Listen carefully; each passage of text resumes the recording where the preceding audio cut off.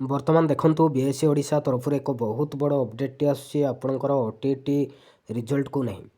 ତ ଦେଖନ୍ତୁ ଯେଉଁ ପିଲାମାନେ କି 17 ଡିସେମ୍ବରରେ OTT ପରୀକ୍ଷା ଦେଇଥିଲେ ଉଭୟ ଆର୍ଟ୍ସ ଆଣ୍ଡ ସାଇନ୍ସ ପିଲାମାନେ ପେପର୍ 1 ପେପର୍ 2 ତ ସମସ୍ତେ ଅନେଇକି ରହିଛନ୍ତି ଆପଣଙ୍କର OTT ରିଜଲ୍ଟକୁ ନେଇ।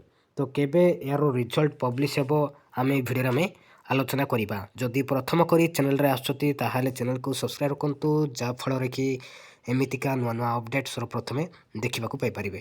ତ ଦେଖନ୍ତୁ ଯେଉଁ ପିଲାମାନେ କି 17 ଡିସେମ୍ବରରେ ପରୀକ୍ଷା ଦେଇଛନ୍ତି ଉଭୟ ଆର୍ଟ୍ସ ଆଣ୍ଡ ସାଇନ୍ସ ପିଲାମାନେ ପେପର୍ 1 ପେପର୍ 2 ତ ଆପଣଙ୍କର OTT ରିଜଲ୍ଟ କେବେ ପବ୍ଲିଶ ହେବ? ତ ଦେଖନ୍ତୁ ଆପଣଙ୍କର OTT ରିଜଲ୍ଟ ଡିସେମ୍ବର 20ରେ ଆପଣଙ୍କର OTT ରିଜଲ୍ଟ ପବ୍ଲିଶ ହେବାର ଥିଲା, କିନ୍ତୁ ଆଜି 21 ତାରିଖ ହେଲାଣି ଏପର୍ଯ୍ୟନ୍ତ କୌଣସି ଆପଣଙ୍କର ୱେବସାଇଟ୍ରେ ଏପର୍ଯ୍ୟନ୍ତ କୌଣସି ଅପଡ଼େଟ୍ ଆସିନାହିଁ। ତ ଆପଣଙ୍କର OTT ରିଜଲ୍ଟ କେବେ ପବ୍ଲିଶ ହେବ?